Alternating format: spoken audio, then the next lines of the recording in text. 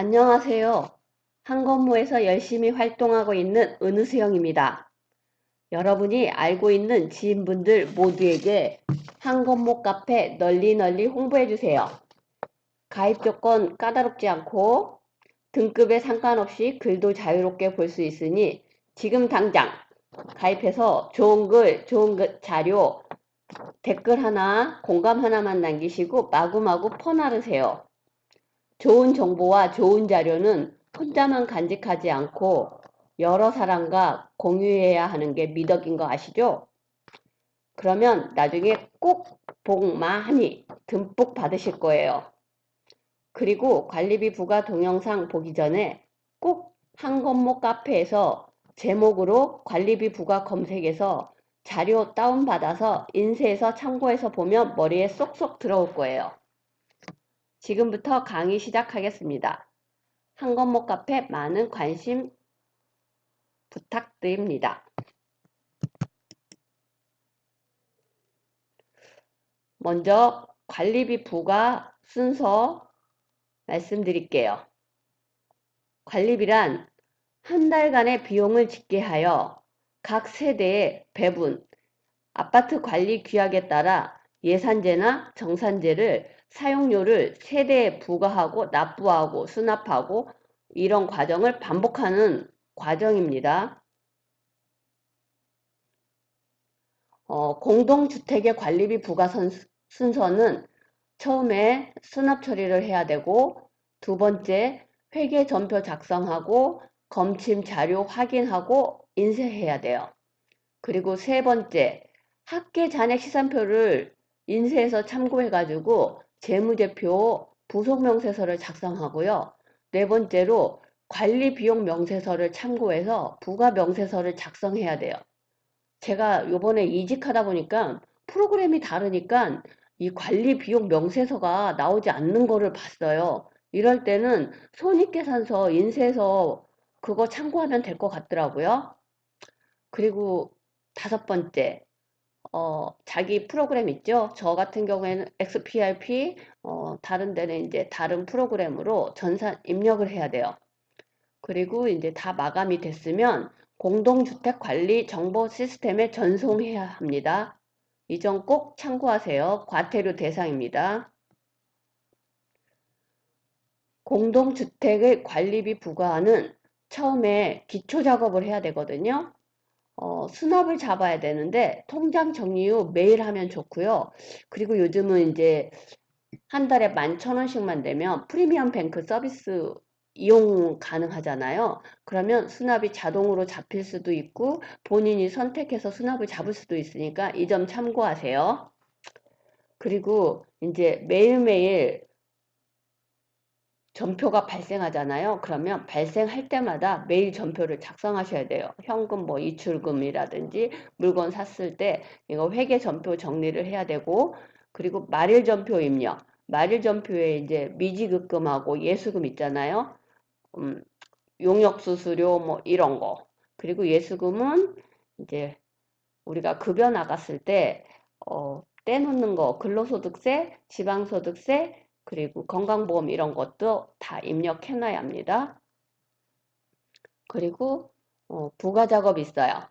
부가작업은 학계잔액 시산표 출력하고 학계잔액 시산표로도 안 되는 거는 보조부 원장 학계잔액 시산표에 더블 클릭을 하면 이 보조부 원장으로 바로 되거든요.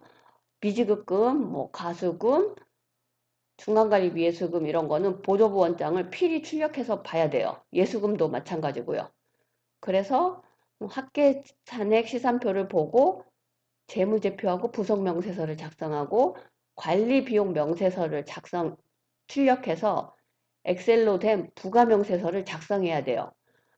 제가 계속 강의할 때마다 말씀드렸듯이 이제는 부가 내역서가 아니고 명칭이 부가 명세서로 바뀌었어요. 지금도 엑셀 자료 같은 거 다른 단지 가보면 부가 내역서로 작성되어 있는 거를 많이 보게 되는데요.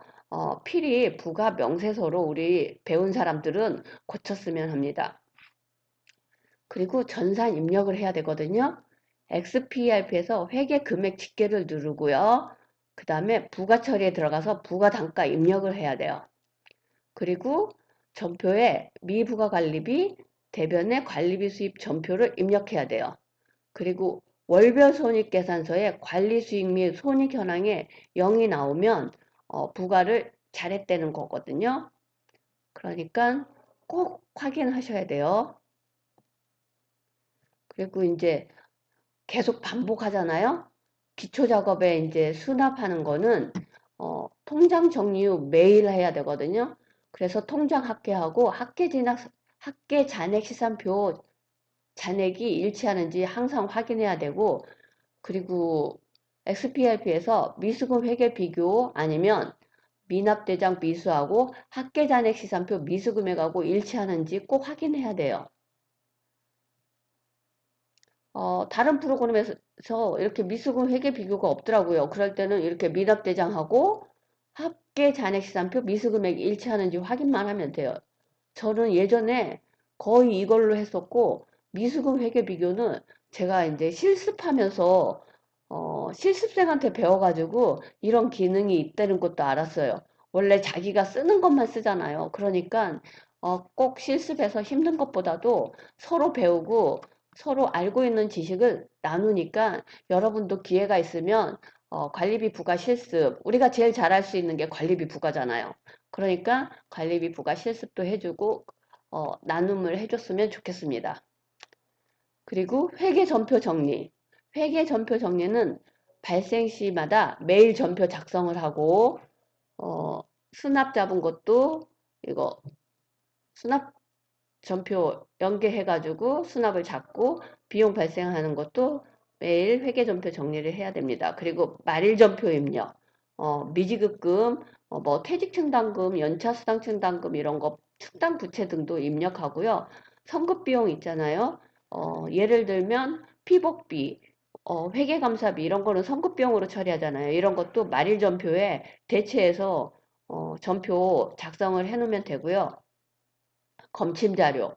검침 자료는 이제 전기, 수도, 온수, 난방도 있고, 여기 같은 경우에는 음식물 수거 수수료가 있더라고요. 음식물 수거 수수료는 XPRP에 가스 그 란에다 넣어가지고 저희는 입력을 하고 있어요. 데이터 업로드 해가지고요.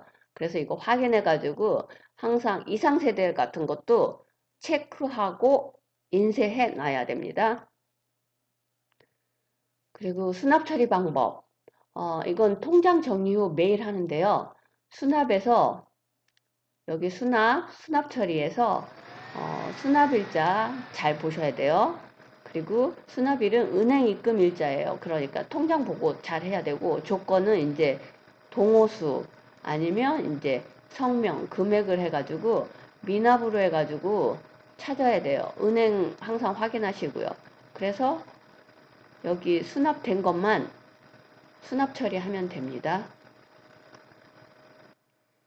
그리고 수납 처리 방법 프리미엄 뱅크 있다고 했잖아요. 한 달에 11,000원씩 내고 하는 거.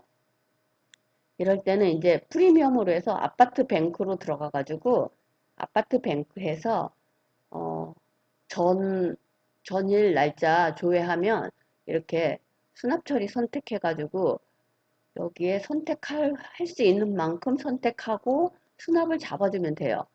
그리고 이렇게 금액 불일치 나오는 거는 이제 다시 수납으로 가가지고 여기 수납 있죠? 거기에서 미납으로 해서 금액으로 찾던지 아니면 동호수로 찾던지 해줘야 돼요. 그리고 사람들이 입금할 때 뭐 1501동, 뭐 1401동 403호인데 1동 403호로 입금을 했을 경우에는 이렇게 수납 동호수를 1401동 403호 이렇게 고쳐줘가지고 수납 처리하면 또 되는 것도 있고 여러 가지 방법이 있더라고요. 이 수납 처리 방법 프리미엄 뱅크에서 음, 무통장 입금을 했던 사람들 있잖아요. 그런 거는 이렇게 입금자 관리로 들어가서 이렇게 입금 동호수하고 입금자명을 뭐 미래정보통신 이럴 때도 있고 미래정보통신 주식회사 이렇게 입금할 때도 있으니까 입금자 1, 2, 3, 4, 5까지 다 넣을 수 있으니까 이렇게 999-102 같은 경우에는 지제크 키즈, 지제크 키즈 어린이집, 지제크 뭐 이런 식으로 5가지 이렇게 회사명이나 세대원 이름을 입력하면 됩니다. 그리고 다른 것도 하려면 이렇게 행추하시면 되고요.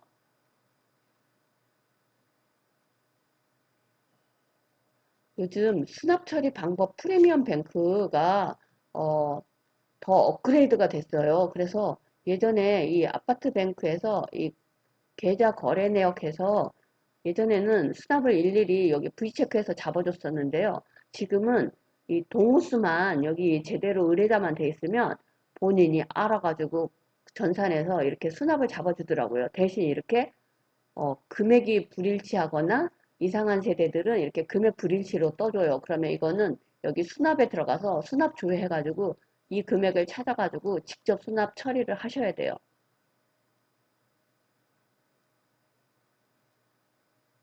그래서 수납이 다 잡혀 있으면 이렇게 수납 전표 연계 방법을 이용하면 됩니다. 수납에서 수납 처리, 수납 전표 연계 열어서 여기에다가 V체크해서 저장하면 전표로 자동으로 연계돼요. 그리고 나중에 잘못된 거 있어서 다시 수납을 잡잖아요. 그러면 여기에다가 다시 이게 색깔이 이렇게 분홍색으로 바뀌더라고요. 그러면 여기에다가 다시 V체크해서 저장하면 자동으로 또 전표에 업이 되더라고요. 그리고 이제 수납 처리해서 수납을 잡았는데 이제 수납 일자나 은행이 잘못된 거 있잖아요. 그럴 때는 여기 수납 처리해서 수납 일자 은행 변경해서 변경해 주시면 됩니다. 이렇게 봐가지고 변경 일자 고치고 그리고 변경 기간 이렇게 고쳐가지고 저장해 주시고 변경해 주시면 됩니다. 그리고 무통장 입금 세대. 무통장 입금 세대는 이렇게 수납 처리 조건을 금액으로 해서 찾기 또는 수납 처리 조건을 성명으로 해서 찾기 하면 되거든요. 관리비 수납 시 이름으로 들어온 세대는 엑셀로 작업해서 데이터 정렬해 놓고 찾으면 수납 찾기도 편해요. 그리고 금액과 이름으로도 동호수 모를 때는 은행에 전화해서 세대와 중개 요청, 상담 직원 이름과 날짜, 시간 메모해 놓으면 좋을 것 같습니다. 일단 이상은 오늘은 이렇게 관리비 수납하고 수납 전표 연계하는 거를 알려드렸습니다. 이상으로 강의 마치겠습니다.